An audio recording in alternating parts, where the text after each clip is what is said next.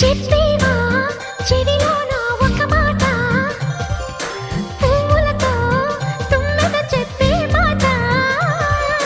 నీ చిరునవ్వు సాక్షిగా తాజ్ మహల్ నాదట, నీ పెదవంచు సాక్షిగా షాజహాను నేనట. నీ తీయని ప్రేమకి నా పెదవే నజరానా, నీ బయటకి నేనిక బానిసనే నెరజానా.